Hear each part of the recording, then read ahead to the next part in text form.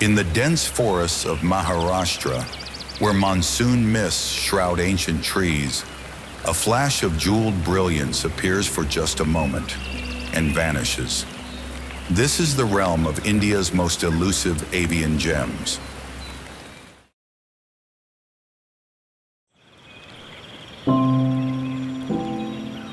The monsoon has transformed the Western Ghats foothills into a world of glistening greens and endless whispers of rain. A palm squirrel emerges from the shelter of dense foliage, drawn to the rain-kissed wild blossoms. Droplets cling to its fur as tiny paws grasp the wet flower stem, steadying it with careful deliberation. Each petal, heavy with moisture, is explored gently, the squirrel undeterred by the light drizzle. In the monsoon's embrace, even the simplest act of foraging becomes a dance with the elements. A flash of crimson and purple catches the eye. The purple-rumped Sunbird, small and restless, moves through the canopy with purpose. It hops from branch to branch, each movement quick and deliberate, searching among the rain-soaked leaves. Its iridescent plumage shimmers even in the diffused monsoon light, a jewel against the muted greens. The constant drizzle does little to dampen its energy as it continues its tireless search for insects and nectar. And then, stillness. Perched on a moss-covered branch, barely larger than a sparrow, sits one of India's most exquisite birds. The Oriental Dwarf Kingfisher, a creature of extraordinary beauty and remarkable patience. Its plumage is a masterpiece of nature's palette. Brilliant coral red underparts contrast with deep violet-blue wings. A bright orange bill, perfectly proportioned for its diminutive size, remains motionless as the bird surveys its domain. Unlike its larger cousins, this tiny kingfisher prefers the forest floor to open waters. It hunts not for fish, but for insects, small frogs, and lizards hidden among the leaf litter. The monsoon season brings these elusive birds out from the dense undergrowth as they seek elevated perches to hunt.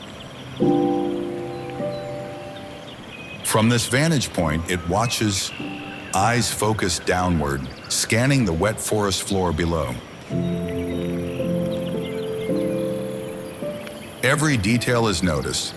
The slightest movement of a cricket, the rustle of a beetle beneath fallen leaves.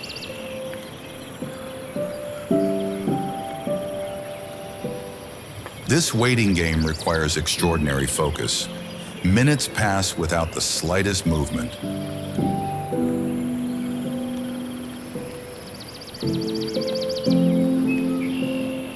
The bird's yellow feet grip the branch firmly, anchoring it in place as light rain continues to fall around it.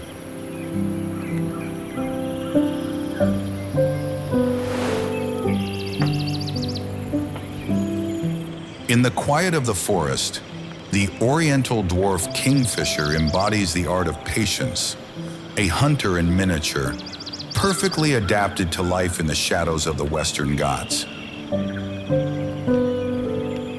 The dwarf kingfisher departs, and within moments, another jeweled visitor claims the perch. The common kingfisher, slightly larger and equally stunning, settles onto the same moss-covered branch.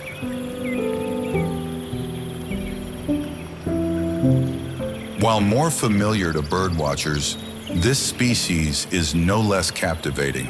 Its electric blue upperparts shimmer with an almost metallic sheen.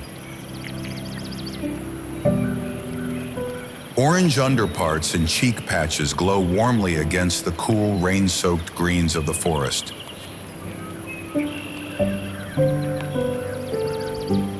Unlike its smaller cousin, the common kingfisher is a true fisherman, though here in the forest, it adapts its hunting strategies.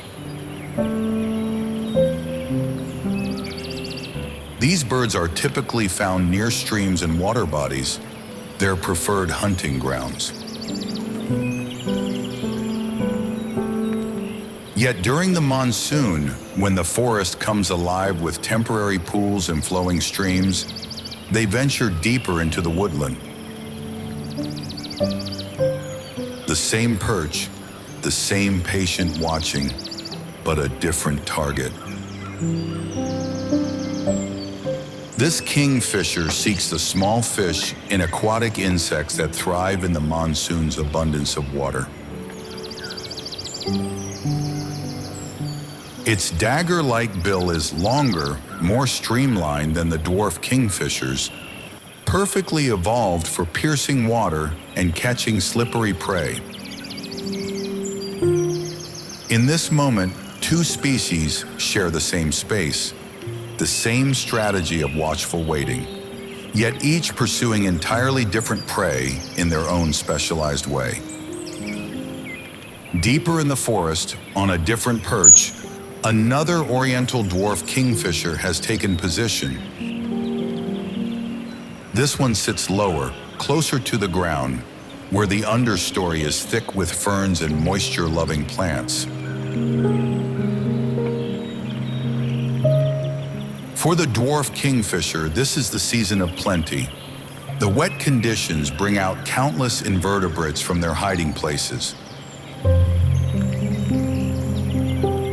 Its posture is upright, alert, the classic stance of a kingfisher, though in miniature.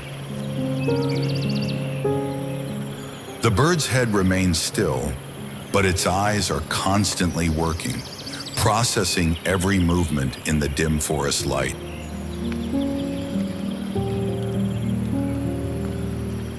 The bird shifts its weight almost imperceptibly, a micro-adjustment that suggests it has noticed something below. In a flash, it dives, but the prey escapes. The wet leaves made movement unpredictable. Not every hunt ends in success. These kingfishers possess remarkably acute vision, able to detect the subtle movements of prey camouflaged against the forest floor. Unlike many birds, they hunt primarily by sight rather than sound, making their patient vigil all the more impressive. The forest around it is a symphony of soft sounds.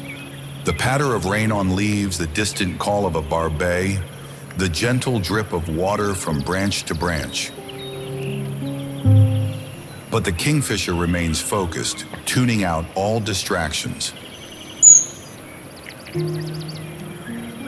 Oriental dwarf kingfishers are among the most specialized of their family. They rarely venture into open areas, preferring the dappled shade of dense forest.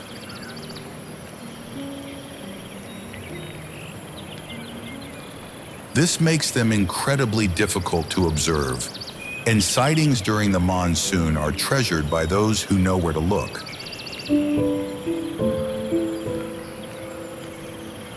Minutes stretch on. The rain intensifies slightly, creating a gentle curtain of sound and moisture. The kingfisher's feathers, though delicate in appearance, are remarkably water-resistant. Each feather interlocks perfectly, creating a barrier against the persistent drizzle. This adaptation is crucial. A waterlogged bird cannot hunt effectively, cannot fly swiftly, cannot survive.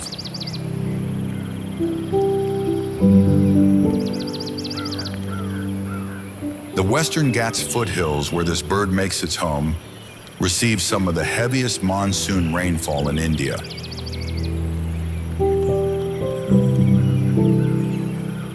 Yet for the dwarf kingfisher, this is not a hardship but an opportunity, a time when the forest provides abundantly.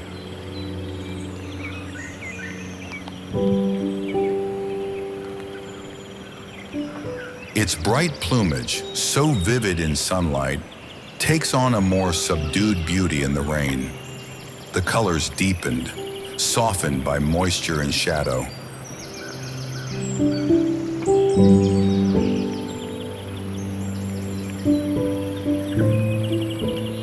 The forest continues its rhythms around the tiny hunter, and the Oriental Dwarf Kingfisher remains, watching, waiting, perfectly at home in this realm of rain and shadow. In the tall grasses at the forest edge, movement catches the eye. A broad-tailed grassbird, secretive and elusive, briefly emerges from the dense undergrowth. Higher on the hillside, where the forest gives way to scrubland, a different character appears. The Striolated Bunting, with its subtle beauty of streaked browns and grays, perches on a rain-dampened rock. These small seed-eaters prefer open, rocky terrain, a contrast to the dense forest dwellers we've observed. The monsoon brings fresh growth even to these drier slopes, and with it, a bounty of seeds and insects for the bunting to forage. As the landscape descends from the hillside, it transforms once more. Here where forest meets farmland lies Scheller Farm, a patchwork of millet fields that has become an unexpected sanctuary. During the monsoon months, these cultivated lands attract one of India's most charming and acrobatic birds, the Vernal Hanging Parrot. No larger than a budgerigar, these tiny parrots are among the smallest in the world. Their bright green plumage provides perfect camouflage among the foliage, making them remarkably difficult to spot despite their presence. A high-pitched, rapid series of notes betrays their location. The calls are constant, a chittering conversation between flock members as they move through the millet stalks.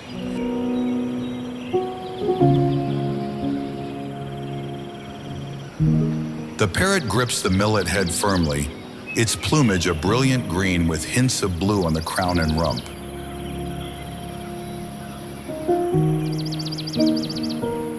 Positioned carefully on the swaying stalk, surprisingly strong feet anchor the bird in place.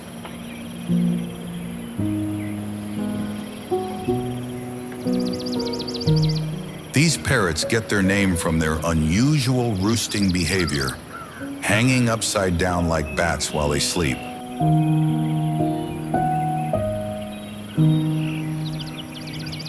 During feeding, they display equal acrobatics, contorting themselves into seemingly impossible positions to reach the ripening seeds.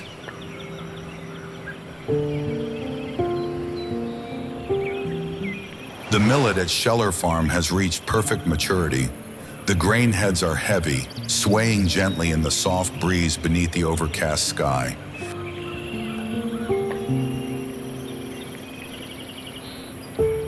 For the parrots, this is an irresistible feast.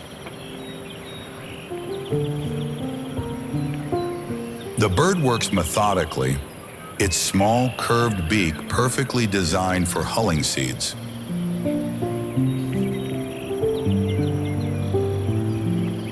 With rapid, precise movements, it extracts the grain, discarding the husk with a flick of its head.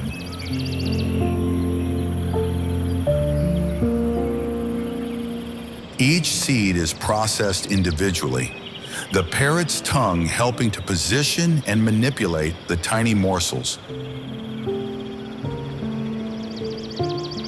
Vernal hanging parrots are highly social birds, rarely seen alone. Safety in numbers is their strategy.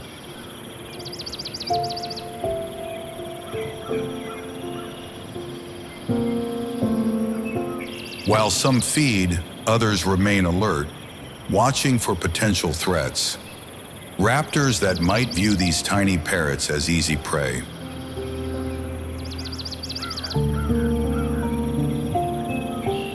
The farm's owner has learned to coexist with these avian visitors. Some grain is lost, but the parrots also consume countless insects that would otherwise damage the crop.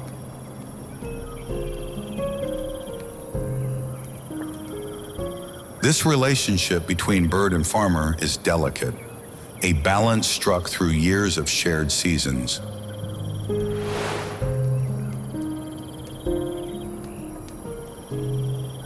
The diffused light of the cloudy afternoon softens the scene, creating a gentle, even illumination across the field.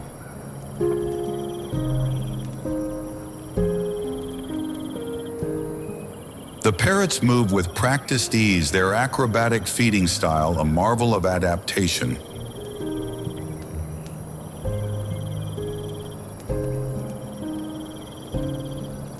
The feeding continues, unhurried.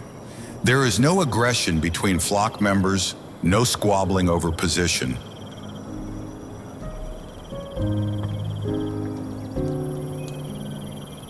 The millet is abundant, and each bird takes what it needs.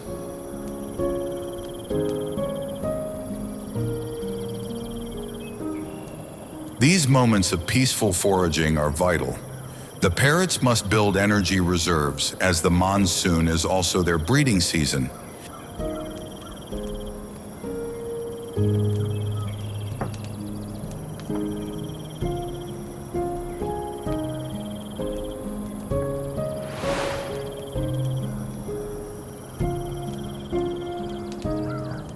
The parrot is not alone in this feast. Sharing the millet heads, another visitor appears in frame. The Tricolored Munia, a small finch with distinctive chestnut, black and white plumage.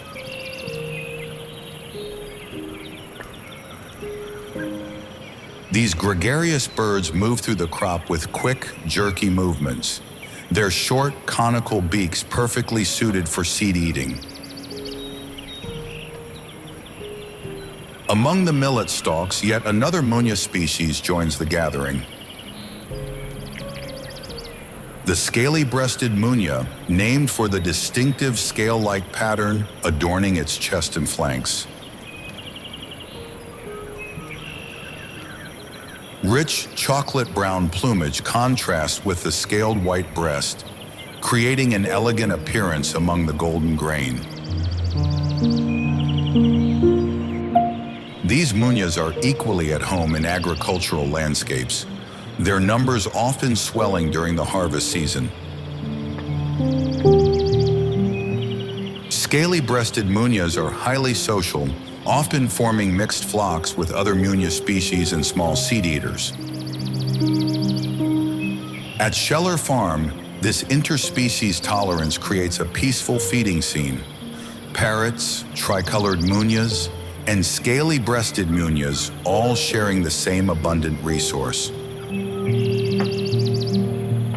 At the field's edge, perched on a bare branch, a red-vented Bulbul surveys the scene.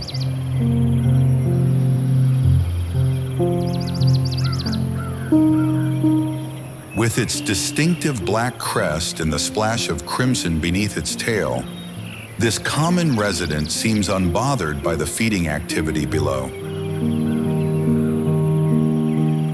Unlike the seed eaters in the millet, the Bulbul is here simply to rest, perhaps keeping watch before moving on to find fruits or insects elsewhere. A flash of orange and gray catches the eye. The White-bellied Minivet, an elegant flycatcher, moves through the trees bordering the field. These slender birds are insect hunters, their sleek bodies and long tails designed for agile aerial pursuits among the branches. As the afternoon light softens beneath the cloudy sky, the rhythms of Scheller Farm continue undisturbed. The parrots still work through the millet, the Munias move in their quiet flocks, and the forest edge remains alive with movement. Here in the foothills of the Western Ghats, Where cultivated land meets wild forest, life finds its balance. These moments of peaceful coexistence between bird and grain, between wild and tamed, remind us of the delicate threads that connect all living things. The monsoon clouds drift slowly overhead, and the land waits, patient, resilient, enduring.